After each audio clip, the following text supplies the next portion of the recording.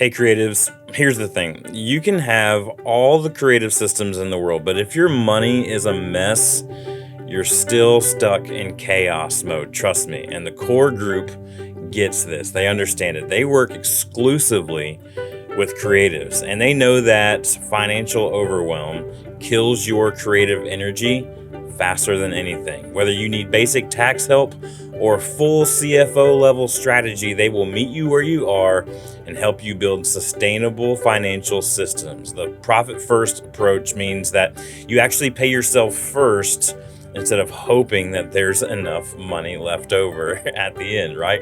So head to coregroupus.com and let them help you create financial clarity today.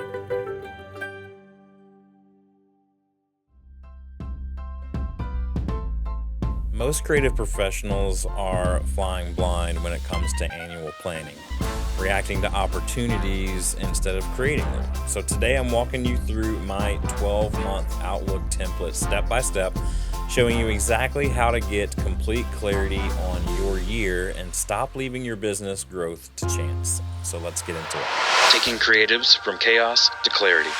Welcome back to Creativity Made Easy. This is the podcast for creative professionals who want to scale their business and their creativity without sacrificing their sanity. I'm your host, Dustin Peed, and I help creative professionals know themselves, their processes, and their teams so that they can move from chaos to clarity through processes and systems. So whether you're a freelancer, an agency owner, leading a creative team in a department, this show is about building systems that free your creativity instead of constraining it. So I want to dive in today to what I call the 12-month outlook. And this is a kind of a combination of with another framework that I use called the 4D creative process. So let me just bring you back up to speed.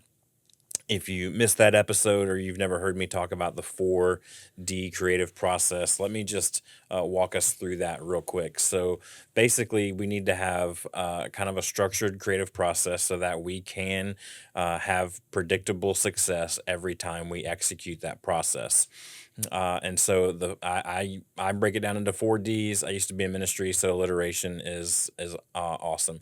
So 4Ds for me, and this has been adapted, by the way, over the years from a lot of other creative agencies and creative leaders that I've learned from. So this is in no way like 100% original to me. This is just kind of what I've adopted and changed some language along the way. So the first D is to define the problem, right? We talk about creativity is problem solving. So first D is defining. We have to know what problem we're solving. The second D is to dream about it. This is typically where brainstorms happen. We can dream of solutions to solve the problem. Here we focus on quantity of ideas, not necessarily quality of ideas. Then there's the design phase. This is the third part, the third D. So we have define, dream, and design. And the design phase is where we're going to take a look at all the ideas, the quantity, and we're going to start picking out the quality that it matches the closest as possible best solution to the problem that we defined earlier, and we're going to design what that solution looks like. And then lastly, we're going to develop it. This is the sweat equity. This is where inspiration is 99%, or genius is 99% perspiration, only 1% inspiration, right? 99% perspiration. You have to put in the work to actually solve the problem. And so what we're going to see as we look at this 12-month outlook today, that this is really just a very simple, humble way to kind of zoom out and look at things that as you're planning them, you can actually execute them. Now, in ministry, we used this because there were things like Memorial Day or Veterans Day or Mother's Day or Father's Day, Christmas, Easter, all these things that as a church we wanted to speak into. And so what would happen is we would go, oh no, like Veterans Day is next week and we haven't planned anything for that, or MLK Day is next month and we haven't planned anything for that. And so we would jot these things down here on this calendar-esque type of platform here.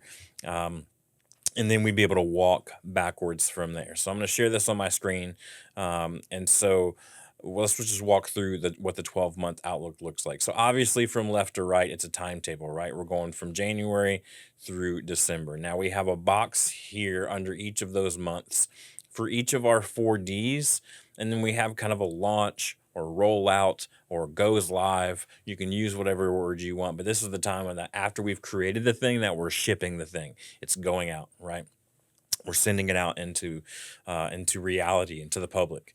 And so so we look at these things and we go, okay, let's for example say that we have something that we want to launch in June, right? So it's whatever that thing is, we will type it down in the box of launch June. We go to June, we go to launch, we put it in that box. And so what we'll do from there is now we're going to work backwards from there. And we're going to say, okay, now, in order for it to launch in June, it's probably going to take us a good 4 weeks to develop, if not maybe six. So let's call it 4 weeks to develop. 4 weeks, that's a month, that's May. So in May, we're going to be doing the work of developing and getting it ready to launch. We work backwards from that. It means we really need to kind of be spending probably another 4 weeks or so designing what this whole thing would look like, making sure all the components are there of what we want to actually roll out, whether it be a new product offering or a creative project or video for you or for a client, whatever the case may be. We'll walk backwards and now we'll look and go, okay, if it's going to take that long to really design it, we want to give ourselves plenty of margin, right? We talked about that before. That's what all this is giving us margin. Then we're going to look back in the month of April and say, okay, we're going to design it and during the month of April, because we need to develop it during the month of May and we're going to launch it during the month of June. So then we take a step backwards from there, and we say, okay, well, then we need to dream it. So when do we need to dream it? Well, if we're designing it in April, we need to be dreaming it in March, or maybe you can probably do the dream and the design all in April. So let's just say, for example, we're going to do the dream and the design in April. Then we can actually put it all in. We can put the item in both of those boxes. Hey, in April we are dreaming about this project, and then we're designing this project. That's what we're doing in April.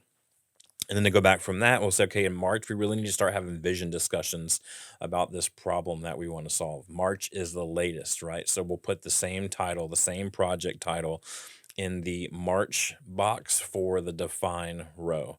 The March column, define row. We'll put that same item there. And as we start to populate this throughout our planning, all these boxes will start to fill up with projects. And so now, when January hits, you can look down that January column and know exactly what projects you need to be defining, exactly which projects you need to be dreaming about, exactly which projects you need to be designing, which projects you need to be in development, and which projects you need to launch in January, because you've done the work year after year. And so you're going to start to see kind of some things that are happening in January may have started in Q4 of last year. And so there is a time where I will have a couple of these 12-month outlooks kind of taped up together.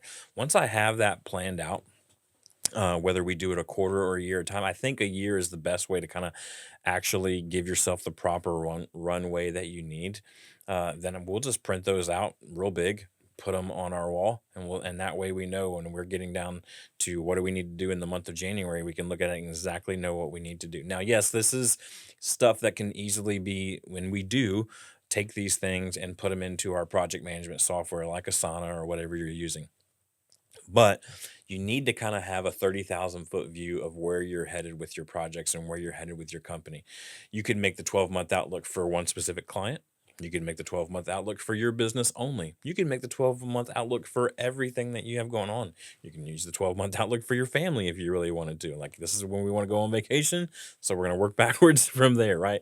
Whatever the case may be, this helps. And so when you get to each box, I have these questions all the way over here on the right for you to see. And it basically just says for each additional, it walks you through the reminder question of what are we here to do. So if it's define, we're going to ask clarifying questions about the problem that we're trying to solve. If it's dream, this is brainstorming ideas on how to solve that problem directly. If it's design, we're going to choose the solution or the solutions that we're going to map out. And we're going to map out those plans, right? And then for develop, this is the production. This is a production time on bringing the solution to resolve the problem. And then if there's a launch date necessary, you can use that bottom corner. I know this is short and simple, and it seems really kind of amateur or humble, if you will. But I promise you, this will give you some clarity as you're planning out your next year. If you're thinking right now, this is the month of December, and you're thinking about 2026, you're thinking about that new year, now is the time to be filling this out. So whether it's just you or a team, I encourage you to get off site one day, walk through the things that you want to launch, kind of dream that stuff out. And then once you've got it all dreamed out, then let's put it into the 12-month outlook so that you have a plan of execution. And those things don't just become a one day, someday, but they actually come into reality.